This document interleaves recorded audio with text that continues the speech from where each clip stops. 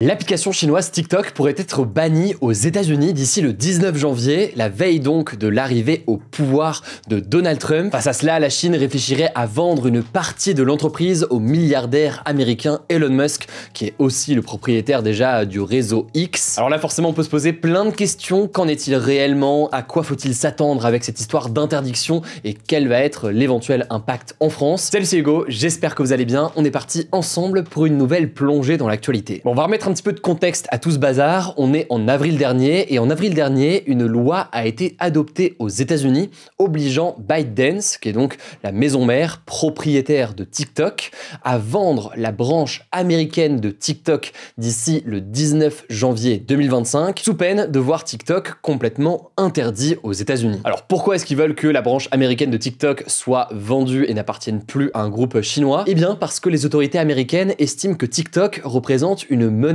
pour la sécurité nationale. Selon elles, il y aurait un risque d'espionnage d'élus ou de personnes importantes par la Chine via l'application, mais aussi un risque de fuite de données de la population américaine vers la Chine. Les États-Unis par ailleurs, et plus largement les pays occidentaux, suspectent TikTok d'agir consciemment ou inconsciemment pour le gouvernement chinois et de lui transmettre donc les données de ses utilisateurs. D'ailleurs, en décembre 2022, ByteDance avait admis que certains de ses employés avaient pu espionner des journalistes en utilisant des données issues de TikTok, mais l'application a tout de même nié transmettre ces données au Parti communiste chinois, qui est donc au pouvoir en Chine. Alors, face à cet ultimatum des États-Unis, ByteDance avait plusieurs fois assuré qu'elle était opposée à l'idée de céder la partie américaine de TikTok, par exemple, à une entreprise américaine, mais elle estimait aussi qu'une interdiction de TikTok aux États-Unis irait à l'encontre de la liberté d'expression, une liberté d'expression garantie aux États-Unis par le premier amendement de la Constitution du pays. Au mois de décembre, TikTok a donc saisi la Cour suprême, qui est donc la plus haute juridiction du pays et qui est chargée d'examiner cette affaire. La Cour suprême a d'ailleurs entendu les différents partis ce vendredi et devrait rendre sa décision d'ici à la fin de semaine, selon plusieurs médias américains. Et aujourd'hui, pour résumer, pour dire les choses le plus simplement possible, il y a plusieurs options qui sont possibles du côté de la Cour suprême. Première option, la Cour suprême invalide la loi en la jugeant inconstitutionnelle, donc non conforme à la Constitution. Dans ce cas, eh bien, ByteDance n'a aucune obligation de revente, TikTok n'est pas banni aux États-Unis. Bref, si la Cour suprême prend cette décision et invalide cette loi, eh bien TikTok resterait accessible aux États-Unis. La deuxième option qui est possible, c'est que la Cour suprême choisit de suspendre cette loi qui menace TikTok. Donc c'est pas une suppression, c'est une suspension. C'est d'ailleurs ce qu'a demandé le président élu Donald Trump, qui prendra ses fonctions le lundi 20 janvier, donc au lendemain de la potentielle entrée en vigueur de cette interdiction de TikTok aux États-Unis. L'objectif, selon Trump, serait de laisser le temps à sa nouvelle administration de résoudre la situation, je cite, par des moyens politiques pour éviter une fermeture du réseau social. À noter qu'il y a quand même un petit changement de discours de la part de Donald Trump, puisqu'en 2020, et je m'en souviens parce qu'on avait fait une vidéo sur le sujet à l'époque, Donald Trump, lors de son premier mandat, avait avait en tout cas exprimé sa volonté d'interdire TikTok en 2020 au nom de la sécurité nationale. Et en décembre dernier, il avait indiqué avoir, je cite, un faible pour TikTok. Ce revirement de situation, alors il y a plusieurs choses qui peuvent l'expliquer, mais certains estiment que c'est lié au fait que entre 2020 et aujourd'hui, il s'était passé quelque chose du côté des autres réseaux sociaux, notamment des réseaux sociaux américains, donc Meta ou encore Twitter à l'époque, avant que ce soit racheté par Elon Musk. Ces réseaux sociaux avaient banni Donald Trump de leur plateforme après notamment l'assaut du Capitole en 2021. Ça n'avait pas plu à l'époque à Donald Trump. Bon, depuis, vous l'avez très sûrement vu, les réseaux sociaux américains essaient vraiment de se rapprocher de Donald Trump. Les discours ont changé. Mais voilà, ça peut expliquer éventuellement un revirement du côté de Donald Trump ces dernières années. Bon, la troisième option pour terminer du côté de la Cour suprême, c'est l'option, on va dire, qui ne changerait pas grand-chose à ce qui est en train de se dérouler en ce moment, à savoir que la Cour suprême décide de confirmer la légalité de la loi. Si c'est le cas et qu'en parallèle, ByteDance donc refuse de revendre TikTok à une entreprise américaine, eh bien, ça voudrait dire que dans les prochains jours, TikTok serait banni du territoire américain. Bon, là, vous allez peut-être me dire, oui, mais Hugo, là, on parle d'interdiction de TikTok. Qu'est-ce que ça veut dire en réalité? Eh bien, jusqu'à il y a encore quelques jours, on pensait que l'application serait simplement rendue indisponible sur les différents stores, donc sur l'App Store pour iOS, sur le Play Store pour Android. Mais on se disait que les utilisateurs aux États-Unis qui ont toujours l'application allaient peut-être pouvoir encore utiliser, eh bien, TikTok pendant les prochains jours ou les prochaines semaines, jusqu'à ce que l'app ne soit plus à jour par exemple, ou alors que niveau serveur, ça ne tienne plus sur le long terme. En effet, si l'interdiction est actée, il faut bien comprendre que légalement, eh bien, c'est pas un délit d'utiliser TikTok à partir de là dans le pays, c'est simplement une obligation, typiquement pour les plateformes et l'App Store et le Play Store, de supprimer cette application pour qu'elle ne puisse pas être téléchargée à nouveau. Sauf que, selon le média The Verge et des sources à l'agence de presse Reuters, TikTok, en cas d'interdiction, réfléchit à fermer complètement aux États-Unis, et ce donc dès l'interdiction. Autrement dit, rien n'est confirmé évidemment pour le moment. De toute façon, il faudra voir si TikTok est effectivement interdit dans les prochaines heures et les prochains jours. Mais en cas d'interdiction, TikTok réfléchit à le rendre inaccessible directement avec un message par exemple qui apparaît et qui dit cette application ne peut plus être utilisée aux États-Unis. À noter que TikTok revendique aux États-Unis 170 millions d'utilisateurs américains. C'est près de la moitié de la population. Et en prévision d'une éventuelle interdiction de TikTok, certains ont commencé à utiliser d'autres réseaux sociaux. Alors il y a des réseaux très connus aux États-Unis comme Instagram évidemment, mais il y a aussi d'autres réseaux sociaux. Un réseau par exemple qui s'appelle Xiaohongshu, qui est une application chinoise qui ressemble à Instagram et qui s'appelle Red Note en anglais. Elle était en tête des téléchargements d'applications gratuites ce lundi sur l'Apple Store américain, devant une autre application qui appartient d'ailleurs à ByteDance de son côté. Au passage, cette première application, vous en avez peut-être entendu parler puisque eh bien, le joueur de football Kylian Mbappé avait fait une pub pour ce réseau social il y a quelques semaines, une pub qui avait beaucoup circulé sur les réseaux sociaux.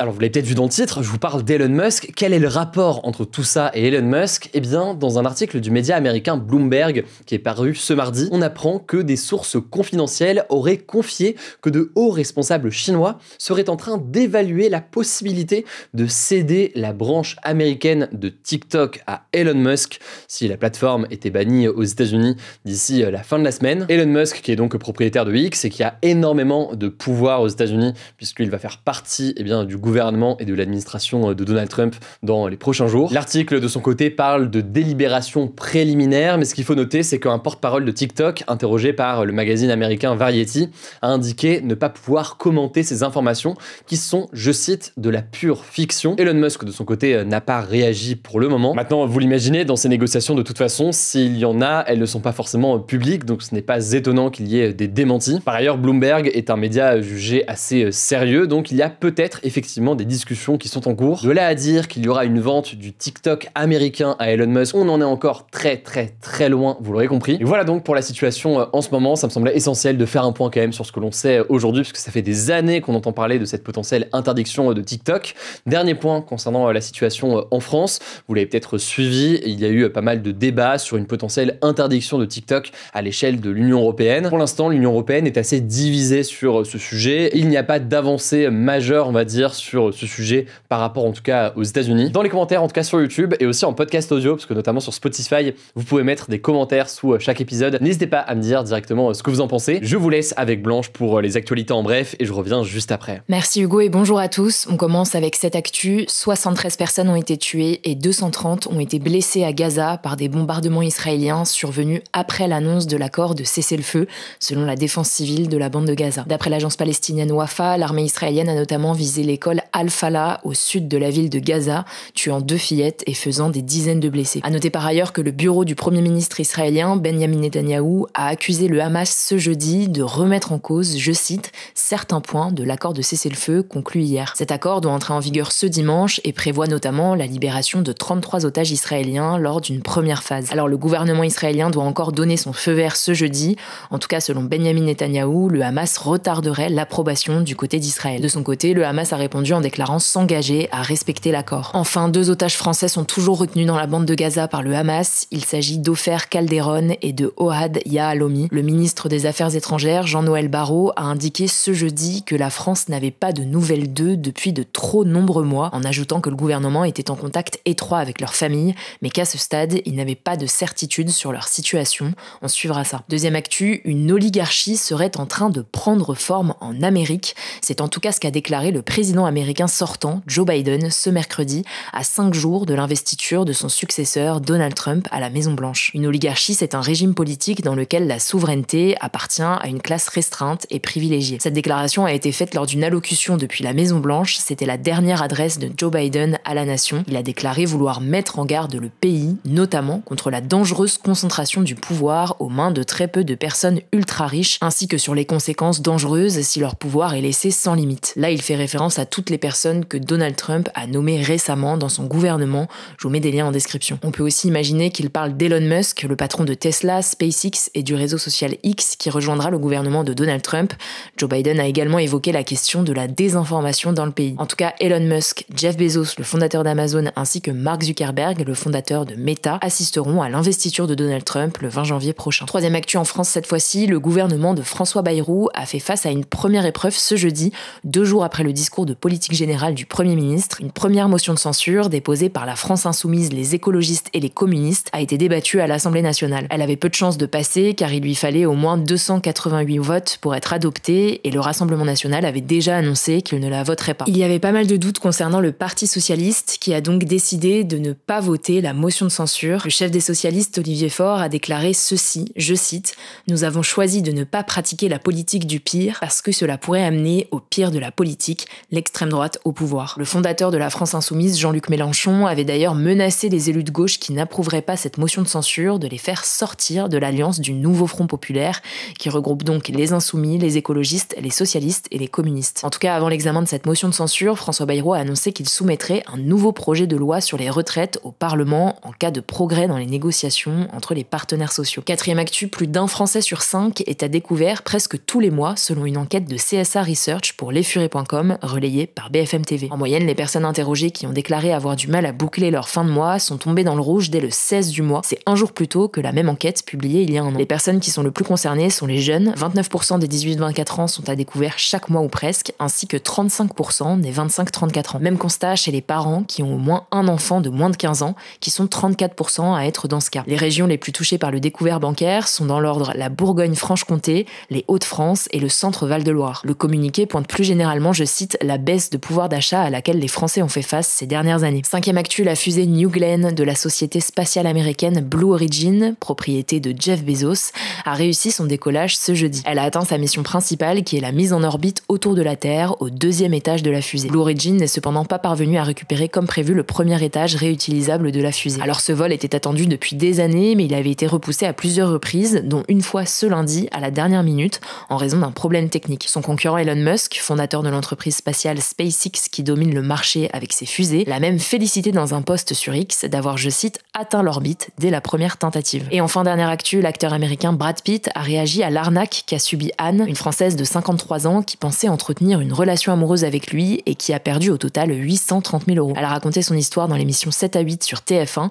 qui a finalement décidé de supprimer l'épisode suite au harcèlement dont a été victime Anne. Brad Pitt a donc réagi via son porte-parole qui a transmis un communiqué au site américain Entertainment Weekly. Il a déclaré, je cite, que c'est terrible que des escrocs profitent de la grande affection que portent les fans à certaines célébrités, mais qu'il s'agissait d'un rappel important de ne pas répondre aux messages en ligne non sollicités, en particulier de la part d'acteurs qui n'ont pas de présence sur les réseaux sociaux, comme c'est son cas. Merci beaucoup Blanche pour ces actualités. Pour plus d'actualités et plus de vidéos, je pense que vous le savez, mais rendez-vous sur notre chaîne YouTube dédiée au grand format que je vous mets en description. Et vous le savez peut-être aussi, mais nos formats d'interview sont désormais disponibles en version podcast. Pour ça, vous tapez Interview Hugo Décrypte sur votre application de podcast préférée. Vous pouvez vous abonner et c'est là qu'on va poster dans les prochains jours nos interviews, nos formats longs de plus d'1 heure. Prenez soin de vous, prenez soin de nos proches et puis on se dit à demain pour une nouvelle vidéo.